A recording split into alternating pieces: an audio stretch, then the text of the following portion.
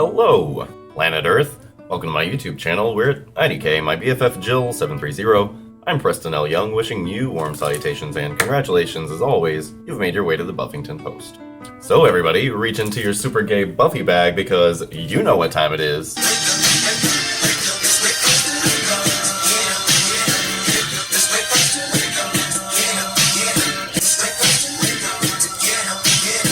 That's right, it's Angel and Faith Season 10, Issue number 22, A Tale of Two Families, Part 2. And yes, I got the traditional cover, which is Angelus and Drusilla in this kind of super nice, old-fashioned, portrait-y, but kind of beautifully scary pose. And we've also got the updated modern family portrait of Arceus and Drusilla and Angel, and I thought that they were both really great, and now we've got two covers for A Tale of Two Families, which is fitting enough. I really enjoyed this issue overall. It was very enjoyable. It had some great action. It was really action-packed. There wasn't a whole lot of talking, and when they did, it was pretty much straight to the point, and not to the point where it felt like they were talking down to me, so that was great. We will get into all of that, but first, previously on Angel and Faith. So Angel's problems in San Francisco followed him back to Magic Town, and along with them came Drusilla. So basically Arceus, who is the ancient demon lord progenitor of the entire race of vampires to which Drusilla and Angel and Spike and the rest belong, is able to control his family members, his kind of children, if you will. And that's bad, and basically Drusilla is kind of his lieutenant, and she's gone around making new vampires and trying to get Angel back into the fold, and at the same time they're trying to get this statue that this museum curator has possession of, and they finally got that, and they want to do something with it in order to get the magic of Magic Town on their side, which they have decided to get by kidnapping Nadira, who is of course all half magical and stuff. All season long we've had Faith over here and Angel over here, and they finally are back on the page together for one of the very few times all season, and that's all great, but we've got to save Nadira. Like, everybody is super invested in Nadira because, hello, Faith totally failed her last season and she doesn't want to do that again. And also, Angel, we got this Magic Town, and half of Nadira's Magic Town, so we're completely invested in this Nadira character. In the background, we've kind of got Sophronia and Lavinia, and also we've got Ko from the Natobi tribe, came from Buffy last season. We've got Fred/Illyria. They're both back because of Magic Town, and we still don't have all the answers for that, but suffice it to say, she's mostly Fred, but sometimes Illyria, so watch out for that. So Angel went to go and try and save Nadira, but Faith and the rest of the crew hadn't gotten there yet, and instead of getting Nadira saved, he got his will all taken away, and Angelus is back, and it's not Angel anymore, and now he's playing with Arceus. So without further ado, let's see how much worse Angel's family reunions are than ours in Angel and Faith, Season 10, Issue number 22, A Tale of Two Families. Here we go. Oh, here it goes.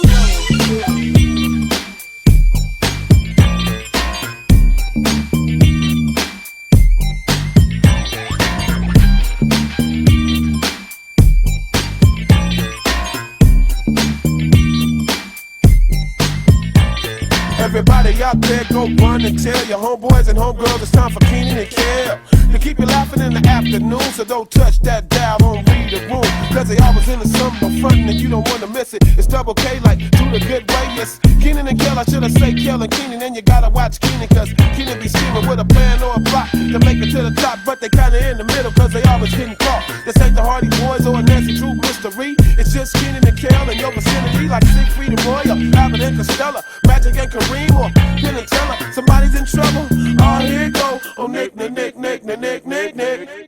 So the issue opens up with Faith and the rest of the crew, and they are on their way to, go and meet Angel and do the dang thing and get Nadira and all this good stuff. And basically we have Faith saying, it's fine, we can depend on Angel. He's already resisted Arceus' control before, and so we just have to have faith in him and everything will be fine. They go into Arceus and Drusilla's hideout, and of course they encounter the big broody guy whose name we find out is Angus, and so they have a big fight. So back with Arceus and Angelus and Drusilla, Drusilla's like, hey, it's Angelus, and told you it'd be great to have him on our side, etc. And Arceus is like, okay, cool, whatever, and Angelus totally lays out our entire plan to Arceus and Drusilla, so they send all of the other vampires up to take out Faith and the rest of the crew, which, okay. So everybody's fighting different vampires, and Faith is fighting this Angus character, and it's all really great. She gets some great one-liners, and we get Sophronia and Lavinia, who are getting their crossbow action. They get a little bit of action here. We get Ko and Fred, who are displaying some great teamwork, and they dust this vampire together. And Fred actually goes to fist bump Ko, and he fist bumps her, but he doesn't understand it. And she goes, "It means we kick ass." And he goes, "Okay, I approve." So that was nice. Faith gets this awesome moment where she headbutts this guy, but it really took me out of it because, headbutts are Buffy's thing. It's kind of like she's famous for headbutting. She loves a headbutt. And so it really took me out of it for a second. I was like, hey, that's Buffy's headbutt. So Drusilla comes in with some more goons, and she goes, "Oh, haha, the jig is up. I got your dumbass. Don't you know Angelus is on our side, and he totally ruined your plan." And Faith is going to square off against Drusilla, but of course Drusilla brought like a company of ballet dancers with her and like randos. They've been really growing this family when nobody was looking. So down with Arceus, Angelus is talking to him about being a part of the team, and Arceus goes, "No, it's my family. Like, I realized when I was fighting Buffy and her friends, they didn't fight like a team. They didn't fight like a crew or any kind of thing like this. They fought like a family. They had these familial bonds, and I figured I could tap into that. I could make my family strong again, and something that ties us together would, do this awesome thing, and we can live here in Magic Town. And so I'm trying to get the Magic Town magic on my side so that it can be part of my family too, and we can all work together." So of course, this is what Arceus wants from Nadira, but Angel says that Nadira doesn't control the magic of Magic Town. She just kind of can communicate with it and, ask it for favors, not just straight up tell it what to do. And she isn't, necessarily in charge of what happens to the magic, and she's certainly not gonna use it, if we tell her to. But Arceus picks up what he's putting down, and he goes, "Well, it seems like she'll trust you if you are Angel, right?" And so that's what's gonna happen. So up with Drusilla and her small army of vampires, Faith says, "Look at you. Ever since you came back in Angel and Faith, you've had nothing but minions doing your dirty work. When you were Mother Superior, you had all these minions, and now here you are, you got all these minions. When are you going to fight me yourself?" And so Drusilla's like, okay, she picks up a sword, and she's like, "Let's do this, let's fight." So the fight with Drusilla goes on a little bit too long because, like, who knew that Drusilla was so good at sword fighting, right? Like, she's like, "Fuck you. I'm better at sword fighting, and I've got you down." So Nadira, this bitch is still, like, sleeping in her cage. Angel comes in to get her out. He's like, "Oh, girl, I got you free," etc. So he frees Nadira, pretending to be Angel, and he's like, "Oh, why don't you summon the Magic Town magic to help us get out of here? Because, Faith and everybody are upstairs trying to fight this big fight, and we've got to get out of here before Arceus finds us." And she goes, "No, that's exactly what Arceus wants. If I summon the magic, I don't know what'll happen and what exactly Arceus wants to do with it, and so we can't take that chance." Well then, holy crap, she finds out that he's Angelus, and this was all a ruse, but okay, they tried it, and Arceus is like, "She's too much to be bothered with," etc. But Angel says, "No, I can talk to her, yada yada yada," and then he gives Nadira this wink wink, and hello, I was right last month when I said he was just pretending, because he was just pretending. He knocks Arceus off for a second, and he and Nadira make a run for it, while he sends Faith a text that says, "I got her." And at this point, this fight that was going on too long with Drusilla and Faith is because Faith was basically just trying to stretch out everything as long as possible. And then they all run for it. So their plan worked, and they got Nadira back, and all that's great, but at the same time, Nadira, she's this great big dangerous element out there, and she can't really use the magic of Magic Town to figure out how to help herself, because if she does that, the magic could betray her. And that's a problem. Another problem is that, sure, they got Nadira back, but now Arceus has this statue up and out and about, and he's about to do whatever it is that he's gonna do with it. And that's where we end the issue. So I was right, I called it. I said Angel was just pretending to be Angelus because it would be a bunch of bullshit if we had to deal with Angelus in the final arc of the season, so obviously, it was pretty easy to tell, but you know what? It was fine. I'm glad that they just wrapped it up in this one issue. I'm glad they didn't try and stretch it out any further. And on that note, teamwork, like their plan worked. And Ken was just asking me, like, who's the stronger team, yada, yada, yada. And just like Arceus says with the whole family situation, Yeah, that team works together really well, and Angel and Faith, their team hasn't really been working together until this issue and maybe like 2 other issues when we've actually had some genuine teamwork. And this time everything worked out and everybody gets a little bit of the fight and it all really works and they all work well together. And so, good job. And on that note, it comes from Angel having gone through all of this stuff and dealing with Magic Town and not Faith, and then we've also had Faith dealing with her own stuff and really just focusing on that for a lot of season 10, and then coming back and dealing with the problem at hand. They've both learned to trust each other, even in each other's absence. They know that the other is going to deliver and come through on what it is that they're supposed to do, and that speaks really highly of season 10 because season 10 has been a weird season for Angel and Faith, but the through line of these characters really growing and learning more about them and the levels that Magic Town has allowed us to explore, it's really nice. And I will say that everything within season 10 of Angel and Faith, just like with season 10 of Buffy, is everything's coming together. And so I really do like that. So in this issue, Angel explains to Nadira that Brant is the one who explained to him about the tunnels and how to escape this place, right? And so, like, Brant is in on it, ? But, okay, he's not one of the new vampires, ?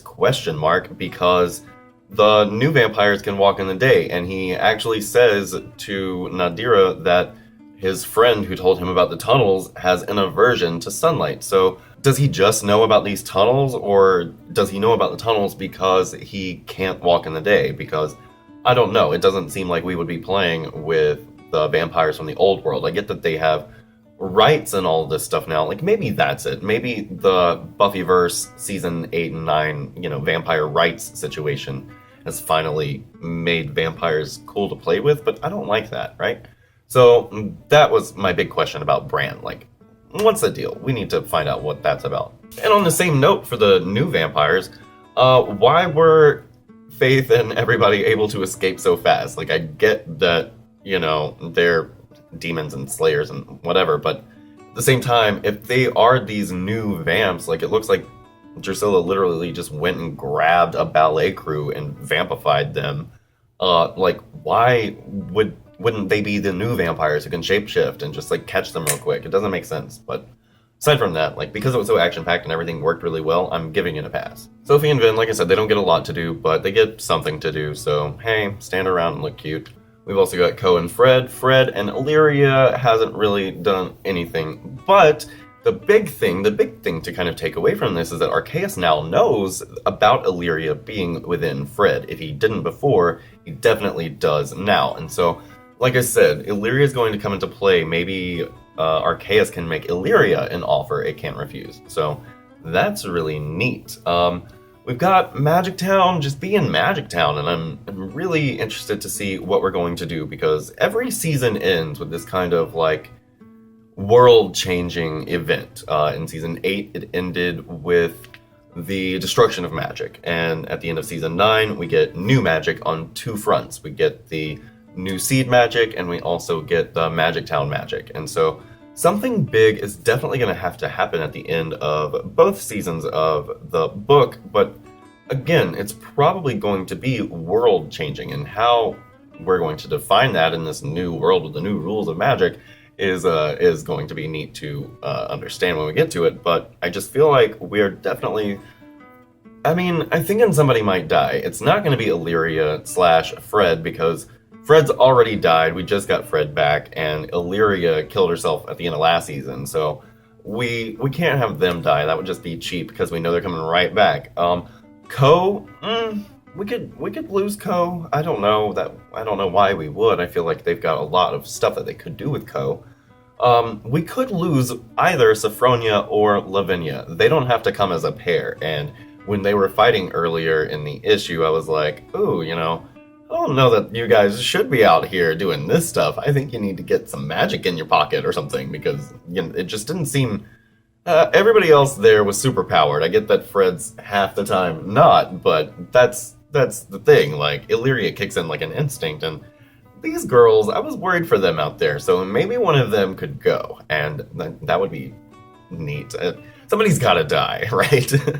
And in this issue, you know, I'm always talking about when Drusilla comes up, I'm like, oh, she got away, like she always does, because that's what she does, she just gets away, but she really does always get away, and it got to the point where it was Drusilla versus Faith in the sword fight, and I was like, could Drusilla really die? Could we actually kill Drusilla?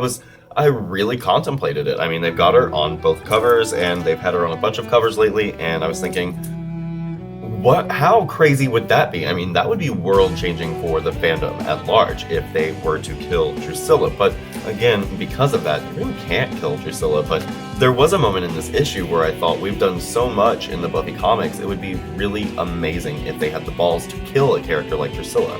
Because that would be as permanent as you can kind of get for a vampire. I realize they come back all the time and whatever. And about the statue, I still don't know what we're going to do with the statue, what we're going to put in it, what we're going to take out of it, I don't know, but the statue, right? I don't know, I don't have any predictions for that. I don't know what the deal is. Like, again, apparently Brant is on our team, even though he's a vampire, I don't understand. And actually, yeah, Brant is a New Day vampire, because we saw him walking around with, like, I don't understand, like, okay, I guess he just knows about the tunnel. I just answered my own question, I'll have to edit the whole thing out. But yeah, pretty good issue overall. It had a lot of great stuff for Drusilla, some great stuff for Faith, some great stuff for Fred, some great stuff for not Angelus, told you. And yeah, overall just a good issue, and it was a lot of fun, and both of the covers are great, so, you know, just pick one if you can.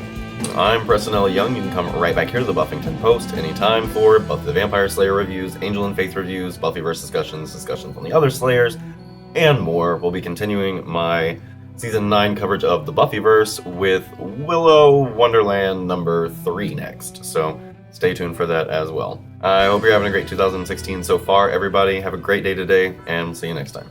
Bye.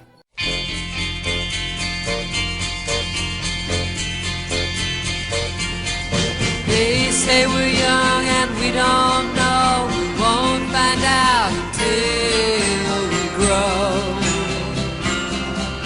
Well, I don't know if all that's true, 'cause you got me, and baby, I got you. Babe, I got you, babe. I got you, babe. They say our love won't pay the rent before it's earned. Our money's all been spent. I guess that's so we don't have a plot, but at least I'm sure of all the things we got. Babe,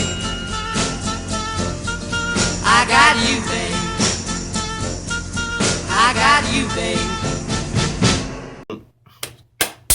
Damn it. Angel and Faith, why you gotta be so complicated?